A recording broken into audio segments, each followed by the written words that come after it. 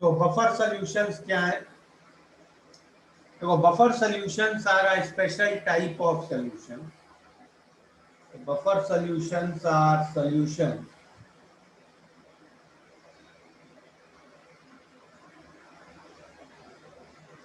which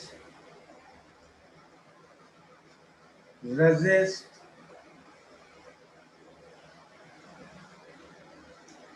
change in their pH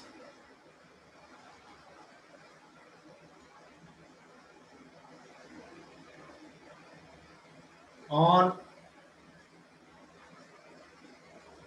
addition of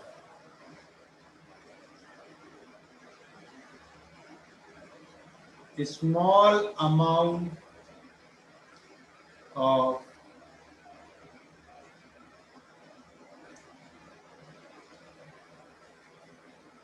weak acid,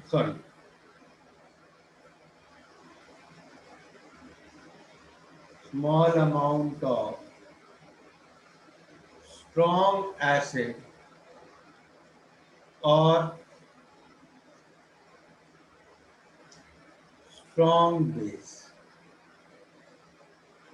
Okay. So what is a buffer solution? It is a solution in which you put a strong acid or strong base, but its pH will not change very much. Its pH change will be very less. So how can we achieve such a thing? कि हम एक solution में strong acid डालें या strong base डालें और उसका pH change ना हो. Okay, so let's understand how can we achieve such a thing. तो सपोज मेरे पास कोई सॉल्यूशन है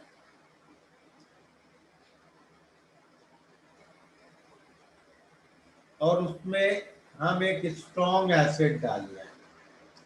स्ट्रॉन्ग एसिड डालना है मतलब H प्लस आयंस डालना है एंड वी वांट कि इस सॉल्यूशन का पीएच चेंज ना हो.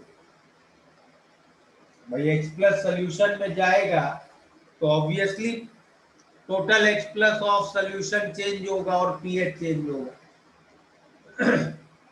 वी वांट ऐसा ना हो, तो कैसे अचीव कर सकते हैं? The only way to achieve this is कि this H plus once it goes in the solution, it should be consumed out. Correct? ये किसी चीज से सॉल्यूशन के अंदर जाके रिएक्ट कर जाए और पीएच चेंज ना हो.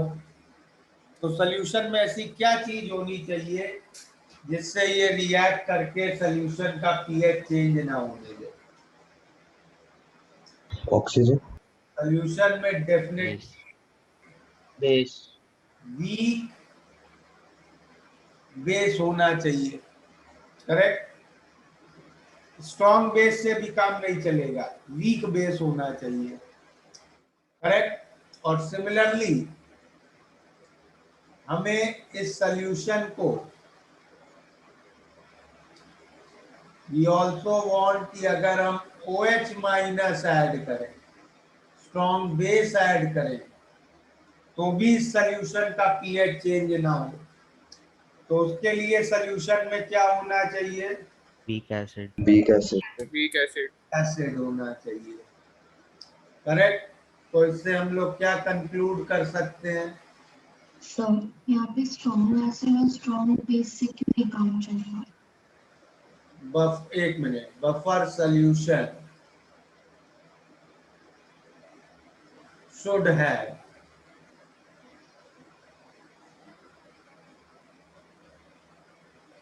a weak acid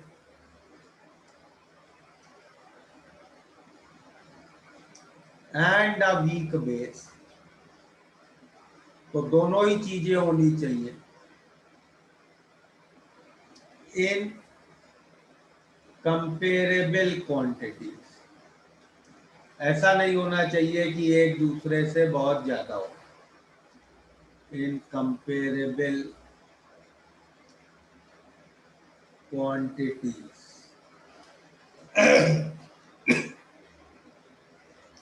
इसमें अगर सॉल्यूशन में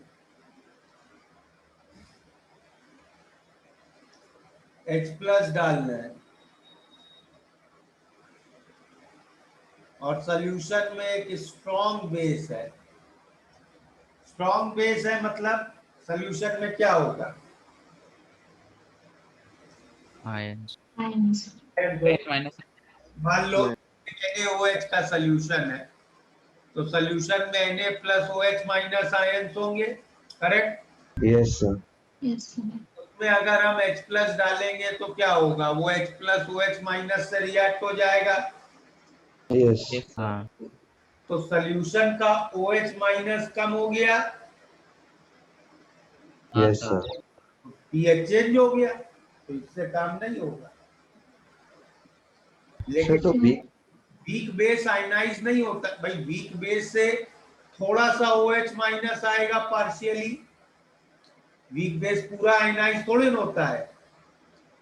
कोई भी वीक बेस होगा वो इस इक्विलिब्रियम में होगा, करेक्ट? यस और नो? Yes, sir. अब अगर तुमने H+ डाला वो इस OH- से रिएक्ट करेगा, करेक्ट? इस OH- से रिएक्ट करेगा, ये OH- कम होगा तो ये इक्विलिब्रियम आगे शिफ्ट होके फिर से OH- बना लेगा। Okay? Yes, sir. Yes sir Yes, sir.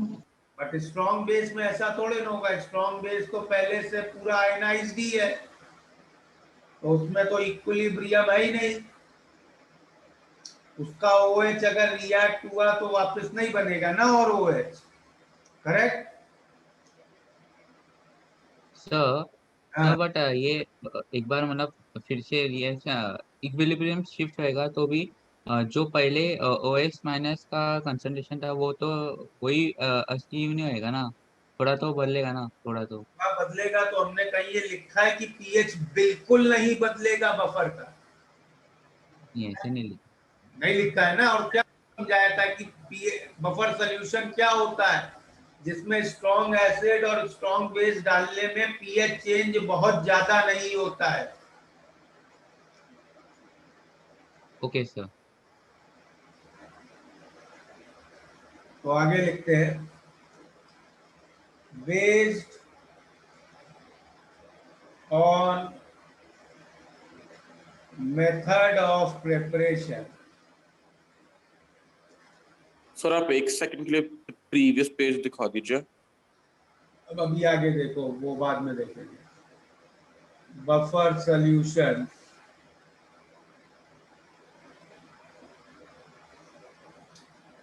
Can be classified as, तो किस तरीके से बनाया है उस वे में हम लोग बफर सॉल्यूशंस को क्लासिफाई कर सकते हैं। तो first category of buffer solutions is acidic buffers.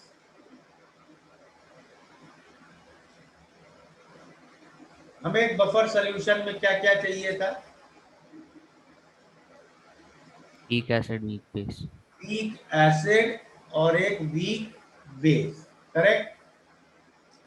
तो एसिडिक बफर में हम कैसे बनाते हैं? एसिडिक बफर क्या करते हैं हम?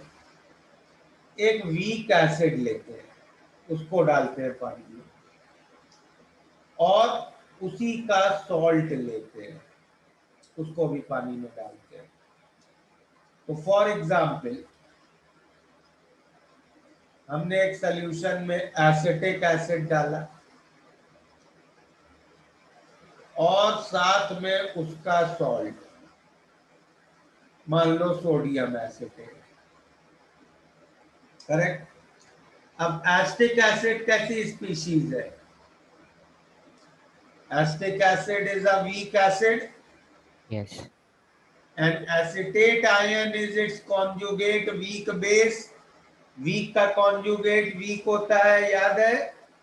Yes sir. Yes, sir. तो एसिटिक एसिड और एसिटेट आयन मिलके एक बफर बना रहे हैं। Correct? Okay, Yes, sir. so such a buffer is called as acidic buffer. Similarly दूसरे बफर्स क्या, सेकेंड कैटेगरी क्या है? Basic buffers. बेसिक बफर कैसे बनाएंगे सिमिलरली बताओ? Weak base और उसका Yes, sir. conjugate acid. Conjugate weak acid. And it's salt. तो क्या एग्जाम्पल हो सकता है इसका? Ammonia and NH4Cl. इसमें अमोनिया क्या है? वीक बेस है, और अमोनियम आयन उसका कॉन्जुगेट वीक एसिड है. सही है? हाँ sir. And the third category can be neutral buffers.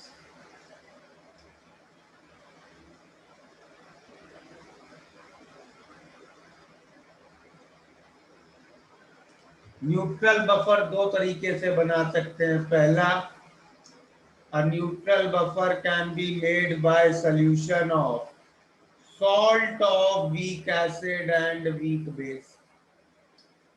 For example, ammonium acetate.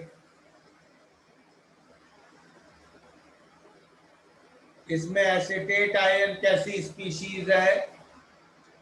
एक वीक बेस है, करेक्ट?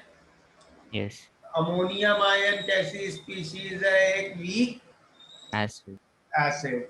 तो बफर बन गया. और दूसरा क्या हो सकता है? Salt having amphoteric ion. Example, suppose sodium bicarbonate NaSCO3. इसमें बाइकार्बोनेट आयन कैसी स्पीशीज है? एक Amphoteric. Weak base. एसिड भी Acid. और वीक बेस भी है, खुद ही है ये दोनों. एम्फोटेरिक स्पीशीज है, can act both as acid as well as base. Correct? Yes, sir. Yes, sir. समझ में आ गया?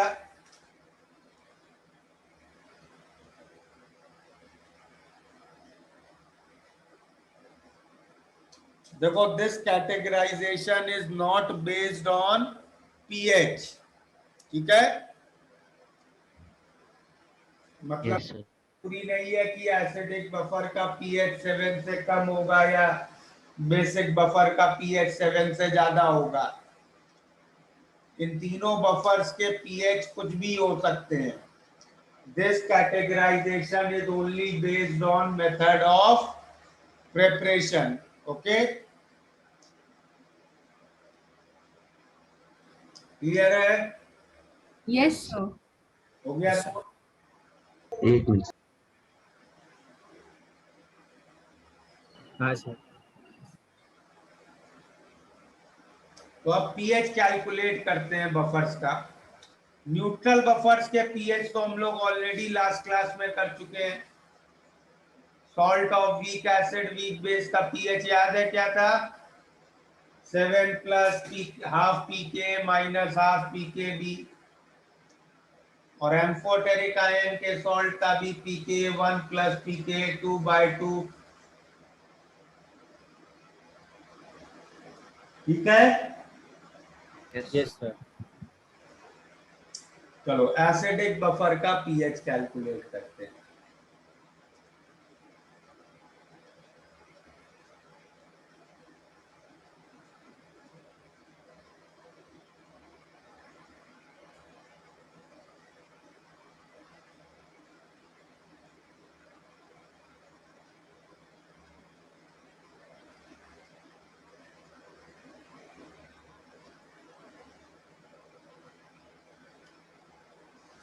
तो एसिडिक बफर में हमने स्टार्टिंग से क्या चीजें डाली है?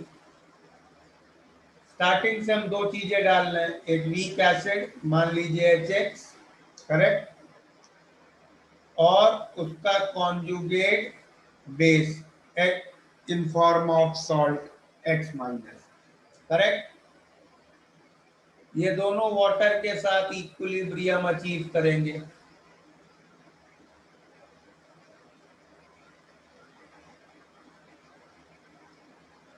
एसिड आयनाइज करेगा, सॉल्ट हाइड्रोलाइज करेगा। अग्रीड?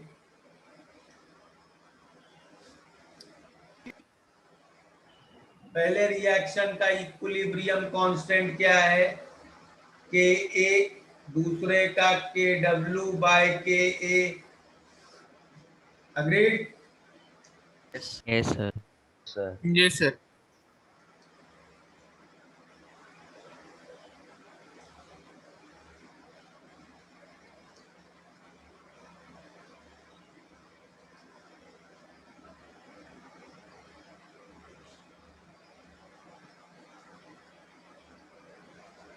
तो इस सॉल्यूशन में अगर मैं H3O प्लस की कंसंट्रेशन लिखूं, चाहे फर्स्ट इक्वेशन से लिखूं चाहे सेकेंड इक्वेशन से, क्या होगी H3O प्लस की कंसंट्रेशन? बताओ। I can write it like this: A into HX by X minus, Yes, sir. Yes. Negative log लेके ये क्या आ जाएगा? pH is equal to pKa plus log of X minus concentration at equilibrium upon HX concentration at equilibrium, correct? Yes, sir. Yes, sir. अब HX और X minus की concentration हम लोग कैसे निकालेंगे इक्विलिब्रियम पे? ये दो इक्विलिब्रियम्स हमें देखने पड़ेंगे, दो रिएक्शंस, करेक्ट? Yes, sir. हाँ. और इनिशियल मोलैरिटी हमें कुछ मालूम होगी, इसकी लेट्स से C1, इसकी C2, ठीक है। अब इफ यू रिमेम्बर, किसी भी इक्विलिब्रियम के लिए अगर उसका इक्विलिब्रियम कांस्टेंट रिएक्टेंट की मोलैरिटी से बहुत कम हो तो उस रिएक्शन का अल्फा बहुत कम होता है, करेक्ट? Yes, sir. तो नाउ व्हाट आई से, तो बफर में देखो जनरली हमारे पास क्या सिचुएशन होगी, मोस्ट कॉमनली, कि ये जो Ka है that will be much less than C1 and C2। C1 और C2 तो कंपेरेबल है, ये तो बफर की पहली कंडीशन लिखी थी ना, buffer solution should have a weak acid and weak base in comparable quantities, correct? Yes, sir. तो K C1 और C2 से बहुत कम है, and Kw by Ka is also very much less than C1 and C2। मतलब दोनों reaction के equilibrium constants molarity से बहुत कम है। तो ऐसी सिचुएशन में क्या होगा? Alpha of both reactions, alpha of both reactions will be negligible। Yes, sir. Okay, Yes, sir. दोनों का अल्फा नेग्लिजिबल है, तो मैं क्या कह सकता हूं कि HX की equilibrium concentration will be almost equal to the initial concentration of HX। by reactions proceed ही नहीं हो रहे हैं, correct? Yes or no? Yes, sir. So, And similarly X minus की equilibrium concentration will be almost equal to x minus the initial concentration. Correct. तो pH क्या हो जाएगा? pKa plus log of C2 by C1. 2 by C1. और ये C2 C1 क्या है? Acid और सॉल्ट की इनिशियल मोलैरिटीज. करेक्ट. यस दोनों सेम सॉल्यूशन में है तो वॉल्यूम तो सेम ही होगा. Yes, sir. हाँ मोलैरिटीज के रेशियो को I can write as ratio of moles.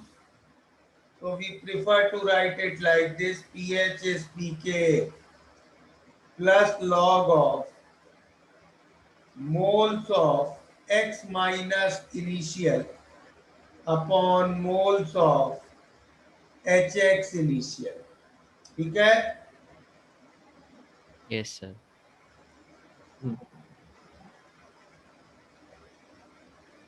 Sir एक मिनट तो? प्रीवियस स्लाइड दिखाओ ना. बोलो. Wait, मैं डाउट है.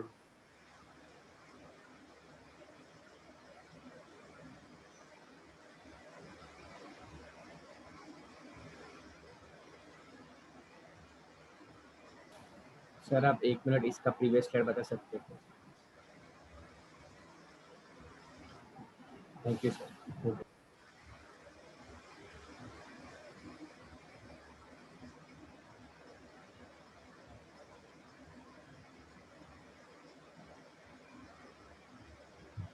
सर आप इसका प्रीवियस स्लाइड दिखा सकते हो क्या?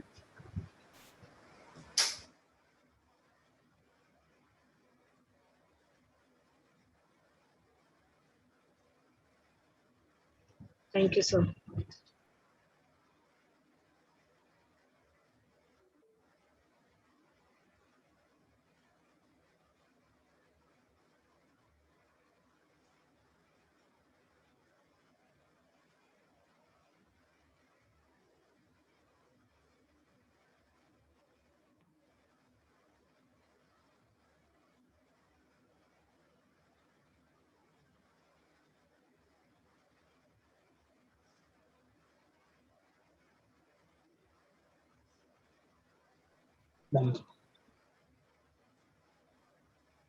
सर ये चैप्टर का लास्ट टॉपिक है, बफर सॉल्यूशन.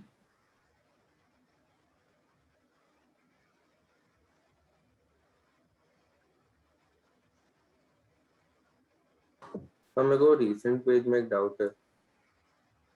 बोलो. सर आपने वो लिखा था कि Ka is much less than C1 and C2, right? तो सर उसका रेसिप्रोकल फिर ज्यादा, रेसिप्रोकल भी कम कैसे हो रहा है? वो Kw के कारण क्या? यार मैंने कहा बोला रेसिप्रोकल कम हो रहा है.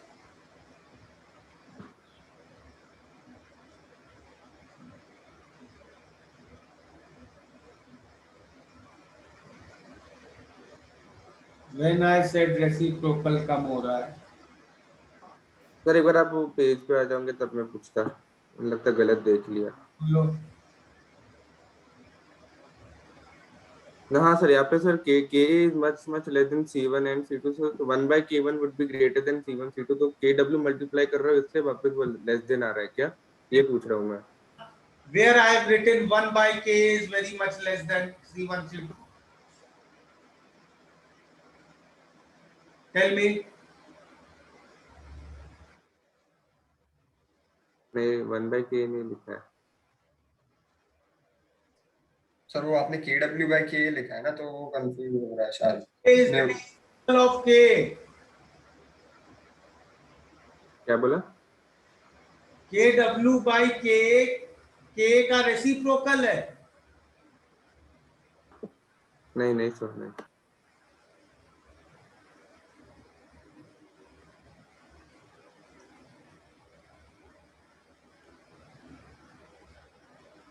Sir can you show the previous page? लो यही करो यार, तुम लोग टाइम इसी में करो. हाँ सर, थैंक यू. हो गया sir.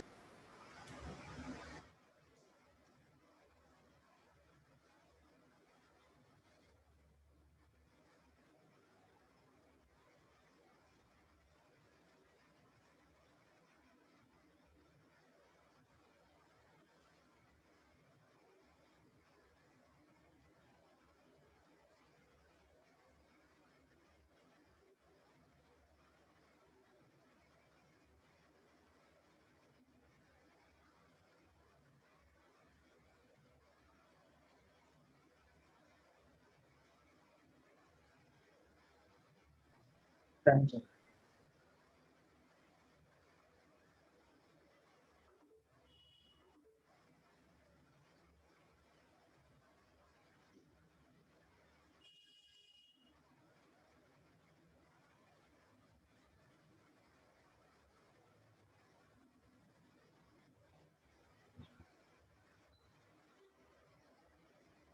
So can you please mute everyone?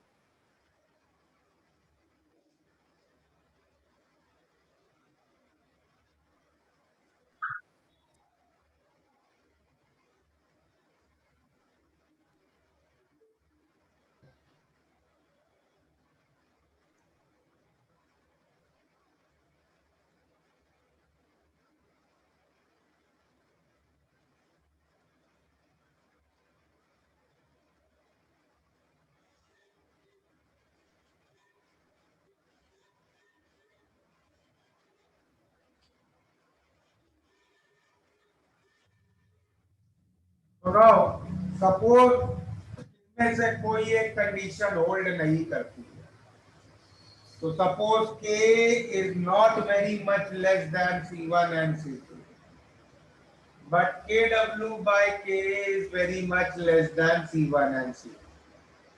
Okay. So in this case, alpha of both reactions will not be negligible. तो जहां पे कंडीशन होल्ड नहीं कर रही है वो वाला रिएक्शन हमें कंसिडर करना पड़ेगा और सॉल्व करना पड़ेगा, करेक्ट? तो लाइक इसमें K is not very much less than C1 and C2. So we will have to solve for ionization of acid. तो हमें इस रिएक्शन का इक्विलिब्रियम सॉल्व करना पड़ेगा। इस रिएक्शन का अल्फा अब नेग्लिजिबल नहीं है। तो इनिशियल मोलैरिटी इसकी C1 थी, इसकी C2 थी। तो इक्विलिब्रियम पे C1 1 minus alpha, C1 alpha, C2 plus C1 alpha, correct? और इसका इक्विलिब्रियम कांस्टेंट है Ka। तो ऐसे इक्वेशन लिखेंगे Ka is equal to C1 alpha into C2 plus C1 alpha upon C1 1 minus alpha. और इस क्वाड्रेटिक को सॉल्व करेंगे अल्फा के लिए। And once we solve this quadratic for alpha, we can get H3O plus concentration.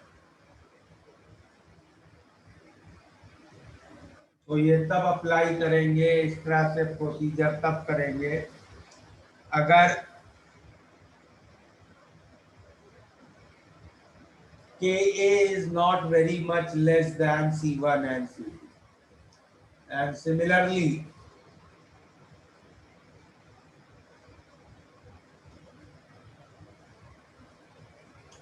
Ka बहुत छोटा है, but Kw by Ka बहुत छोटा नहीं है।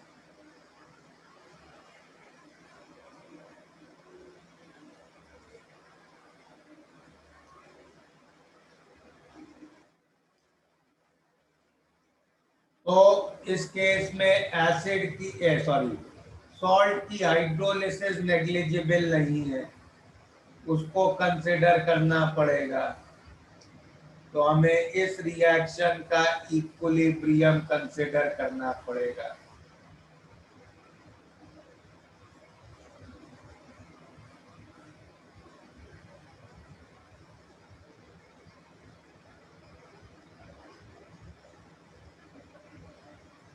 So now the quadratic will be this.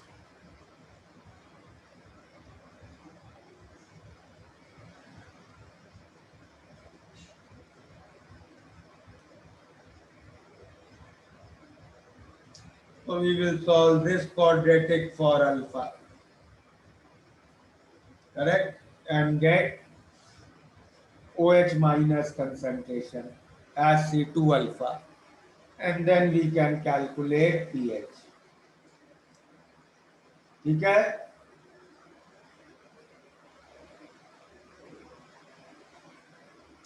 So this is how we can calculate pH of buffer, acidic buffer.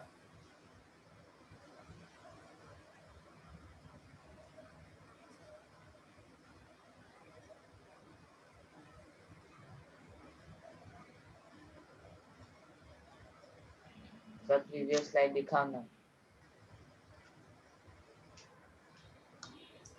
तो similarly basic buffers के लिए नोट करते हैं, तो बिल्कुल सेम। अब हम लोग बेसिक बफर्स के लिए कैसे लिख सकते हैं एक्सप्रेशंस?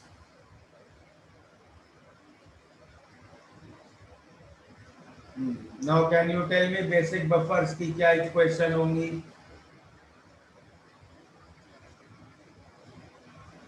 इसमें एक बेस डाला है BOH, लेट से उसकी इनिशियल मोलैरिटी C1 और उसका सॉल्ट जिससे B प्लस आएगा, लेट से उसकी मोलैरिटी C2। तो सिमिलरली कैसे लिखेंगे अब? Can you tell me?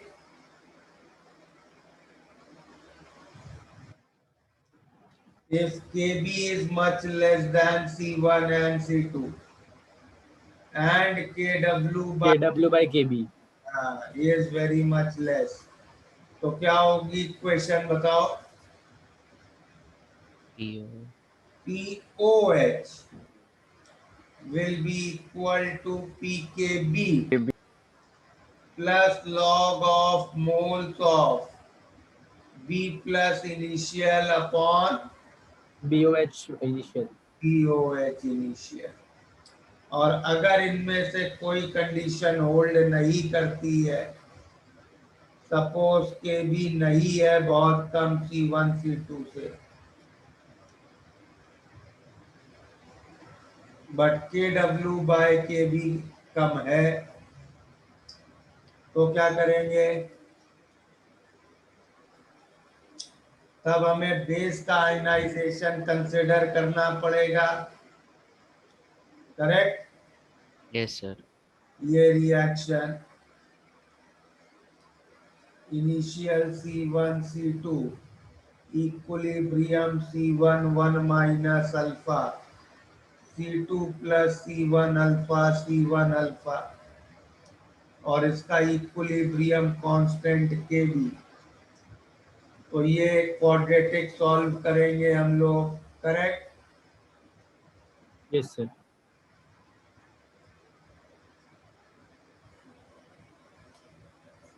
Okay.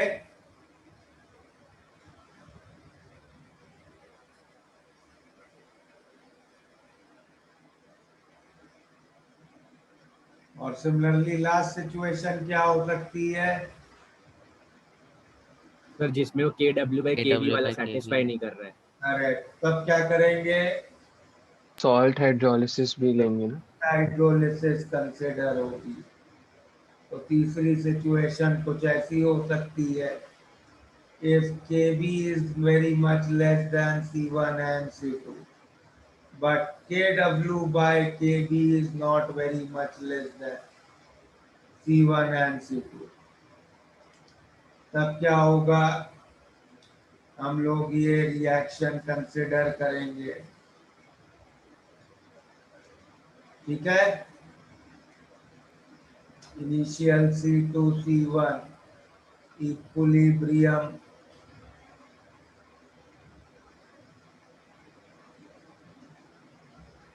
तो KW by KB is equal to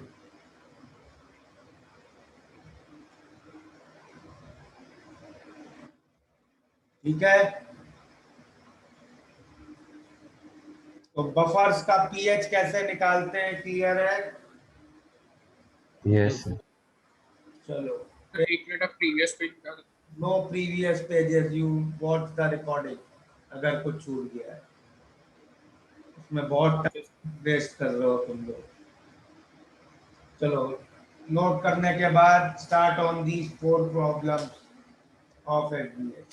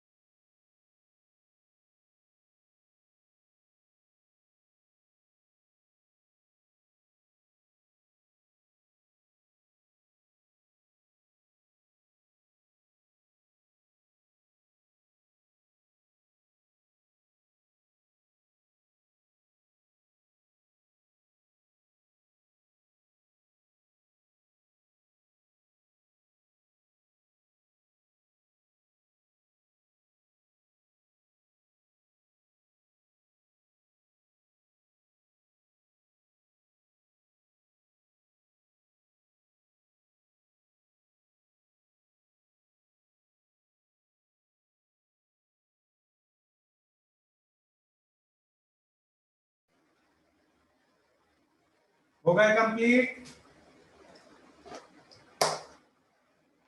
wait sir, yes sir. Sir 2 minute sir.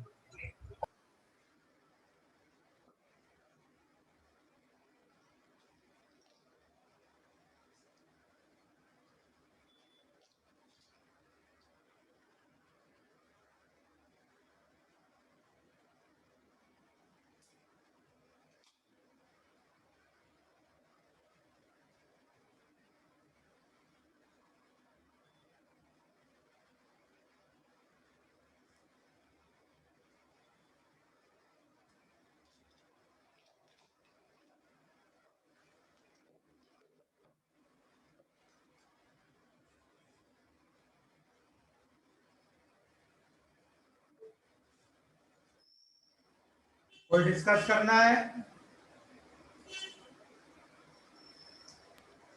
तो 23rd। So 27. 27 sir. Sir 27।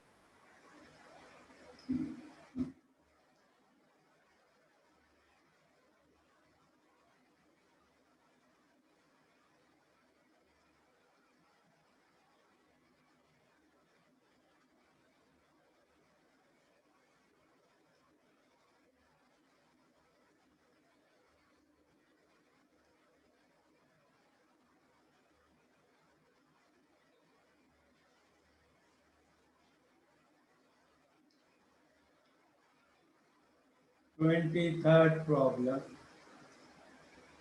OH minus निकालना है हमें। बेसिक बफर है, अमोनिया की मोलैरिटी दी है 0.05 और NH4 प्लस की दी है 0.01। तो OH minus concentration in basic buffer will be Kb into ammonia concentration upon ammonium concentration। Kb की वैल्यू दी है 1.8 into 10⁻⁻⁵। अमोनिया की दी है 0.05।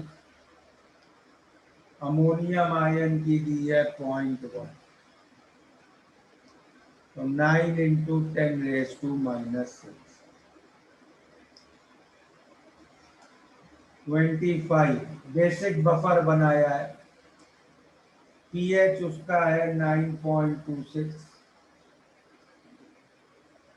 तो POH हो गया 4.74।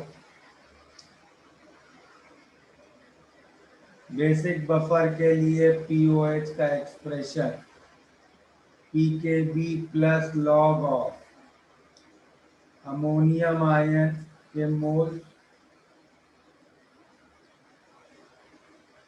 Moles of ammonium initially upon moles of ammonia initially.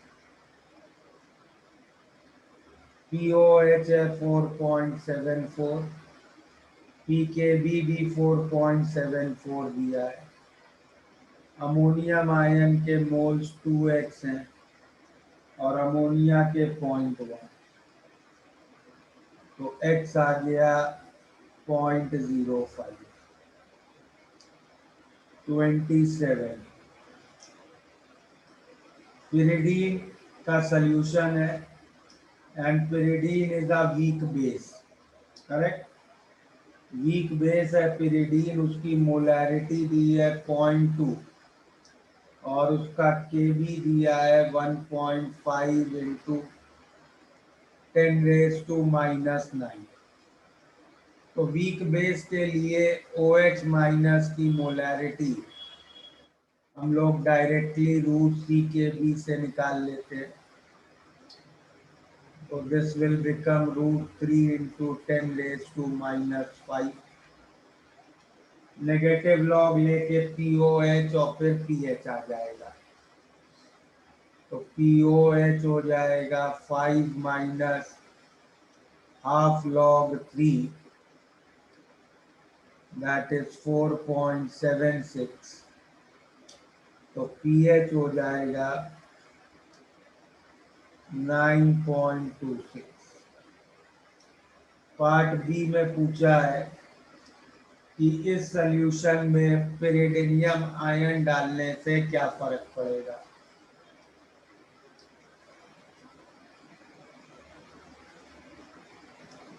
तो भाई ये सॉल्यूशन इस इक्विलिब्रियम में है।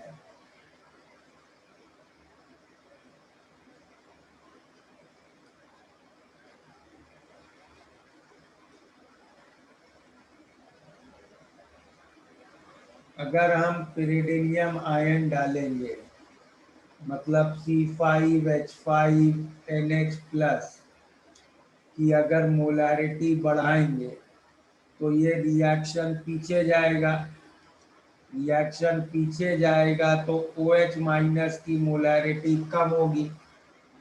OH माइनस की मोलारिटी कम होगी मतलब H प्लस की मोलारिटी बढ़ेगी, मतलब pH कम होगा अगर H प्लस बढ़ेगा। और पार्ट सी में पिरिडीन और पिरिडिनियम आयन दोनों डाल के एक बेसिक बफर बनाया है, उसका pH पूछा है। तो बेसिक बफर के लिए POH is pKb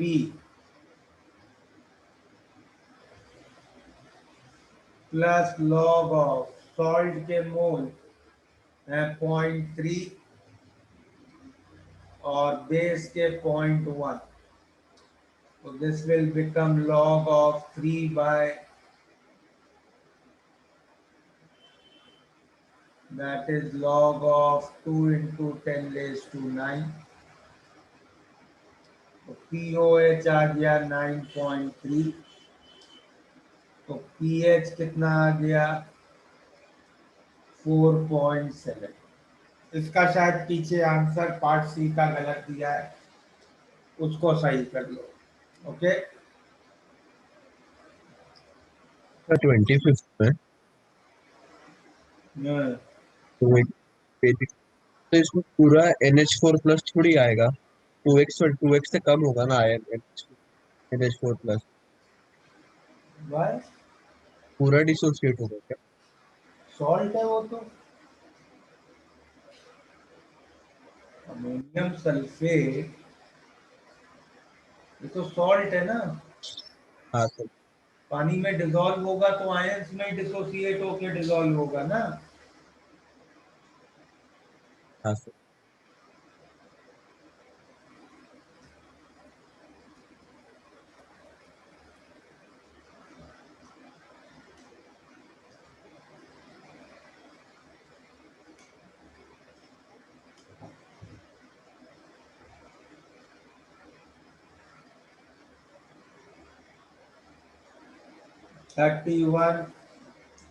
thirty one में एक एसिडिक बफर बनाया है, लेकिन इस एसिडिक बफर में क्यूसी एसिड की मोलारिटी दी है 0.01, सॉल्ट की मोलारिटी दी है 0.002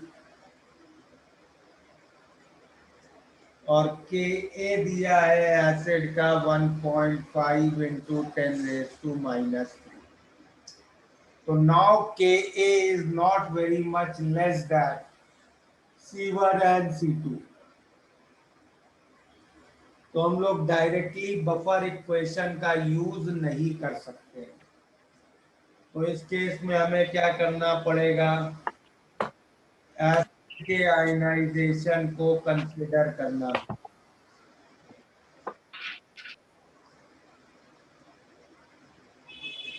एसिड के आयनाइजेशन को कंसीडर करना पड़ेगा।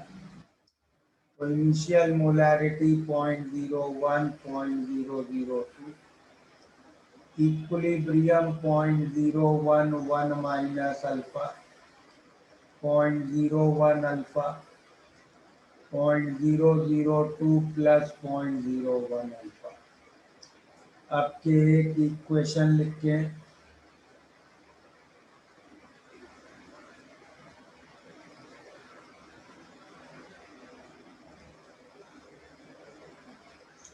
यहाँ पे सीधे बफर इक्वेशन अप्लाई कर देते तो गलत आंसर आ जाएगा। ठीक है, तो ये इक्वेशन बन गई 1.58 2 plus 10 alpha into alpha by 1 minus alpha। तो ये क्वाड्रेटिक क्या हो गई, 20 alpha square plus 7 alpha minus 3 0। तो अल्फा कितना आ गया, 1/4। तो H3O प्लस की concentration which was 0.01 alpha will be 2.5 into 10 raised to minus 3। ठीक है,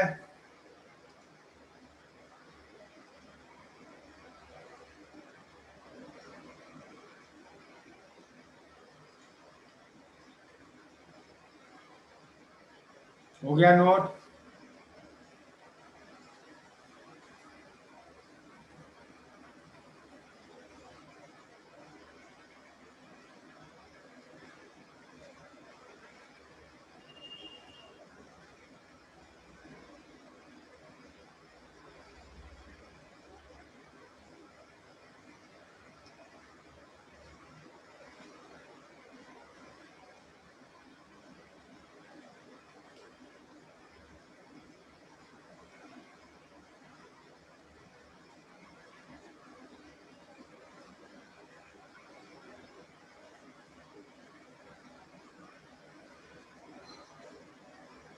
चलें आगे।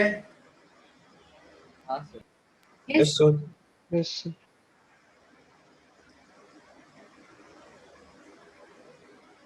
Next let's discuss buffer action. अब बफर में अगर हम एक स्ट्रॉन्ग एसिड या स्ट्रॉन्ग बेस डालते हैं तो क्या फर्क पड़ेगा बफर के पीएच पे, कितना चेंज होगा बफर का पीएच। तो suppose I start with this situation, अगर मैं एक स्ट्रॉन्ग एसिडिक बफर में डालता हूं,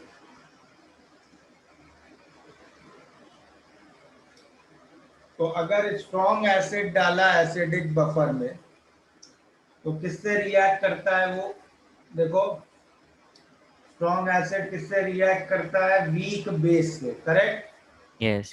yes, sir. और सॉल्यूशन एसिडिक बफर में क्या क्या है, एसिडिक बफर में स्टार्टिंग से एक वीक एसिड है और उसका कॉन्जुगेट बेस है। हाँ। This is weak acid and this is weak base. तो अगर तुम इसमें स्ट्रॉन्ग एसिड ऐड करेंगे एसिडिक बफर में, मतलब H प्लस ऐड करेंगे, तो वो किससे रिएक्ट करेगा, X माइनस से, वीक बेस से, करेक्ट। Yes, sir. sir. क्या बनाएगा, HX। ओके, तो भाई इनिशियली इसके कितने मोल्स थे, मान लो N2, इसके थे N1 और इसके कुछ N मोल्स ऐड किए तो फाइनली कितने हो जाएंगे। ये रिएक्शन ऑलमोस्ट कंप्लीशन को जाएगा, करेक्ट, क्योंकि इसका इक्विलिब्रियम कांस्टेंट क्या होगा, 1/Ka which will be a large number, correct। Infinity. Infinity नहीं, but it will be a large number, so this reaction will proceed almost to completion, okay। तो अब नया पीएच क्या हो जाएगा, मोल्स X माइनस और HX के change हो गए, तो now the new pH will be pKa plus log of X minus के इनिशियल मोल, और उसमें से जितने मोल्स स्ट्रॉन्ग एसिड ऐड किए थे वो मैं सब्ट्रैक्ट कर दूं, क्योंकि उतने मोल्स X माइनस रिएक्ट हो जाएगा स्ट्रॉन्ग एसिड से, करेक्ट। Yes, sir. और मोल्स ऑफ HX जितने थे इनिशियल, उसमें मैं moles of strong acid add कर दूं, क्योंकि उतने और मोल्स HX बन जाएंगे। Agreed. Yes, sir. Yes, sir. Now similarly we can do other situations also. तो अब तो बिल्कुल डायरेक्ट हो गया ये। इसी तरह अगर हम लोग डिस्कस करें strong base added to basic acidic buffer, अगर स्ट्रॉन्ग बेस ऐड करते तो वो किससे रिएक्ट करता? HX. OH माइनस ऐड करते तो वो HX से रिएक्ट करता। करेक्ट? तो HX के मोल्स कम होते और X माइनस के बढ़ते, तो डायरेक्टली अब pH क्या लिख सकते हैं? pKa plus log of moles of X minus initial Yes. Moles of OH minus added या स्ट्रॉन्ग बेस जो आपने ऐड किया है upon moles of HX initial minus moles of strong base. Correct? हाँ सर। और नेक्स्ट ऐसे ही discuss कर ले। मान लो if we add strong acid to basic buffer, basic buffer, तो बेसिक बफर में स्ट्रॉन्ग एसिड ऐड किया, H प्लस ऐड किया, किससे रिएक्ट करेगा? BOH से, बनाएगा B प्लस और वाटर।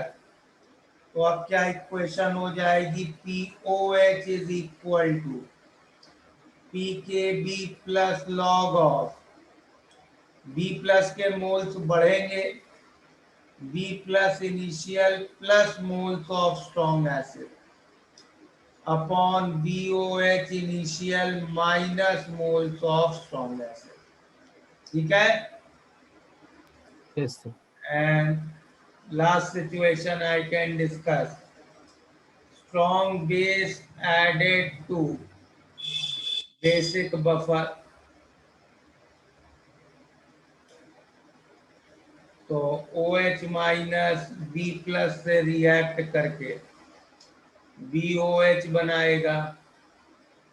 तो now the equation will become POH is equal to PKB plus log of moles of B plus initial minus moles of strong base upon BOH initial plus moles of strong base। ठीक है?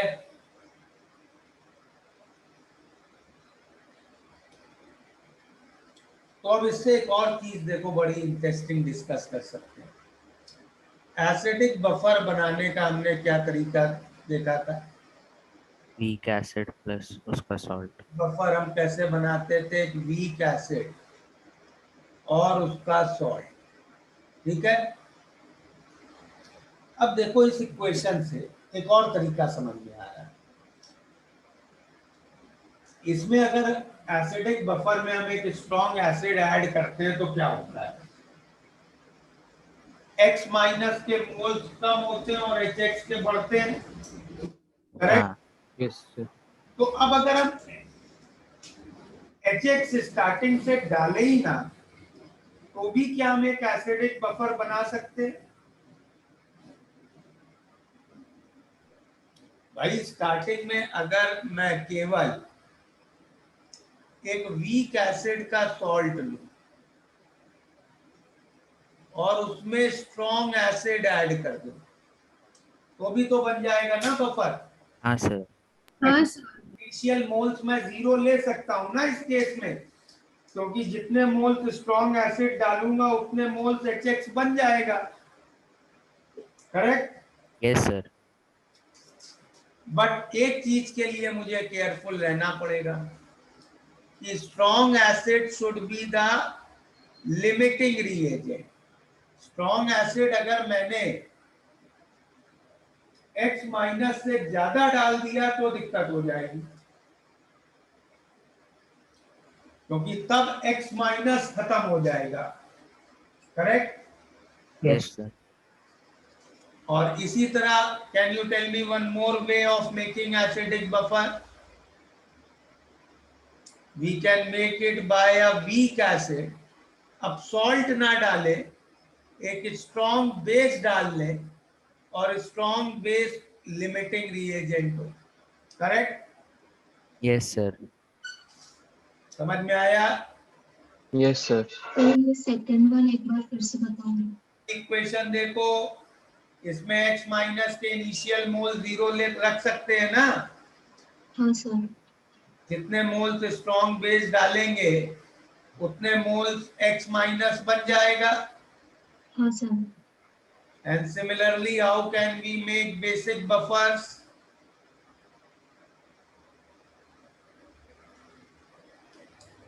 Weak base and its salt एक तरीका, दूसरा weak base and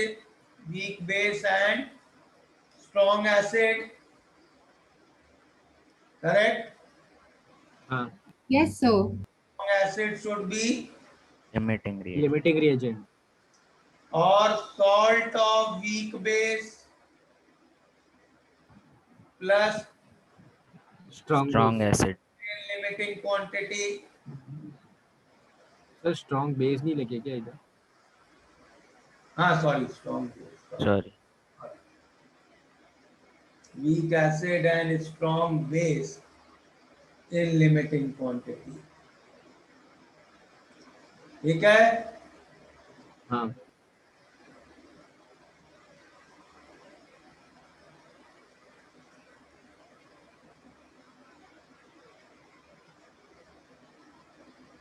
sir मतलब हमें कुछ भी करके वो वीक बेस को बेसिक बफर के केस में वीक बेस वाले को रखना ही, और मतलब बाकी जो भी ऐड करे उसको एलआर के इस पे लेना है ना? बफर क्या था? A solution which contains weak acid and weak base. तो तुम्हें फाइनली एक वीक एसिड और वीक बेस चाहिए बस सॉल्यूशन में। अच्छा ओके सर।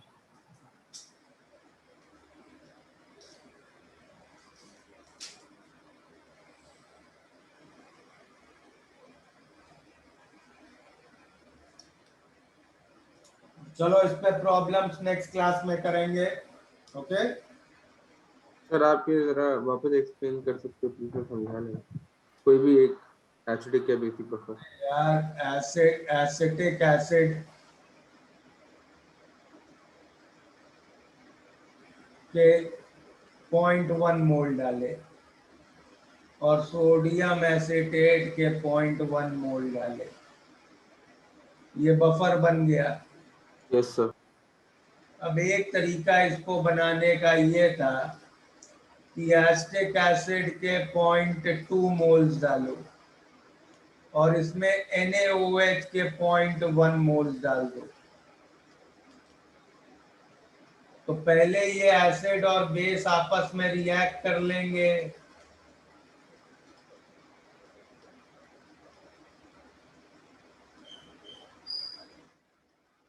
ये रिएक्शन होगा, इसके 0.2 मोल्स हैं, इसके 0.1, फाइनली इसके 0.1, इसके 0.1, तो फाइनली तुम्हें वही मिल गया ना, 0.1 mole acetic acid and 0.1 mole sodium acetate. Yes sir. Buffer बन गया। हाँ यही लिखा है। Okay sir. सर एक बार वो पेज दिखा दो ना।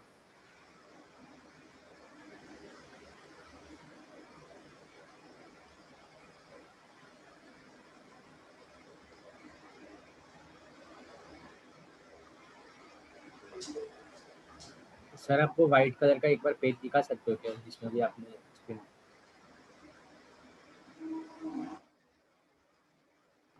Thank you sir.